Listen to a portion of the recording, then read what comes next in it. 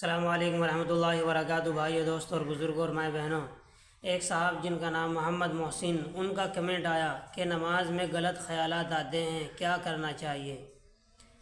تو بھائیو، دوستوں اور بزرگوں، یاد رکھیں، میں محمد محسن کو بھی اور ان کے ساتھ ساتھ جو بھی ہمیں دیکھنے والے سننے والے ہیں سبھی کو ویڈیو کے ذریعے جواب دے رہا ہوں تاکہ سبھی کو پتہ چل جائے۔ یاد رکھیں، نمازی تین طرح کے ہوتے ہیں۔ ایک نمازی وہ ہے کہ نیت باندھنے کے بعد سلام پھرنے تک وہ خیالات میں ہی گھومتا رہا، یہاں تک کہ سلام پھیر دیا، ایک بار بھی نماز کی طرف متوجہ نہ ہوا، تو یاد رکھیں قیامت کے دن اس نمازی سے نماز کے بارے میں اللہ تعالیٰ پوچھ کریں گے۔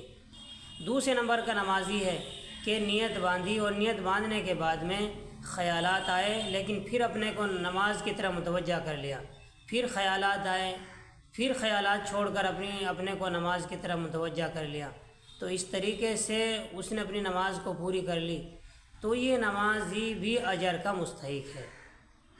اس نمازی کو بھی انشاءاللہ اس نماز پر اللہ تعالیٰ قیامت کے دن انعام دیں گے اور اس نمازی کو بھی پاس کر دیں گے۔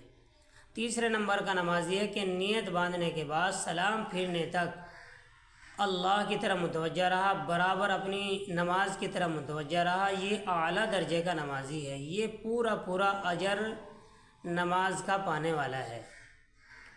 تو اس لیے میں آپ سے یہ بات بتا دینا چاہتا ہوں کہ اگر نماز میں خیالات آئیں تو کوئی پریشان ہونے کی بات نہیں ہے، کیونکہ دل ایک راستے کی طرح، ایک سڑک کی طرح ہے کہ راستے پر، سڑک پر سب طرح کے لوگ چلتے ہیں، اچھے بھی چلتے ہیں، برے بھی چلتے ہیں۔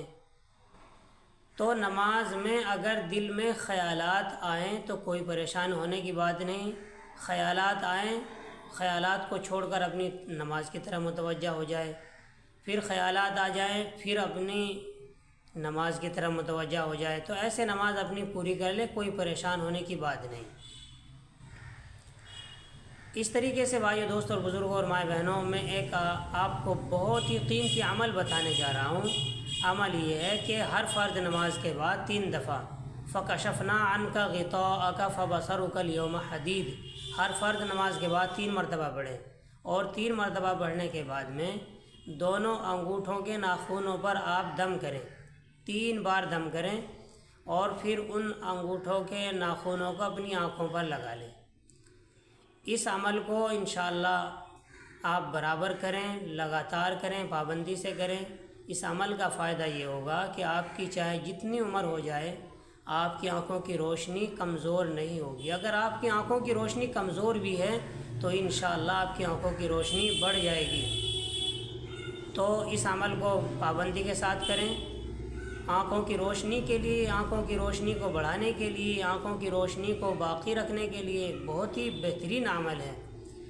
بہت سے حضرات نے یہ بتایا ہے کہ جی ہماری آنکھوں کی روشنی بہت گھٹ گئی تھی، ہم نے یہ عمل کیا تو ہماری ایسی روشنی ہو گئی جیسی بچپن میں تھی۔ اللہ مجھے آپ کو عمل کی توفیق عطا فرمائے۔ السلام علیکم ورحمۃ اللہ وبرکاتہ۔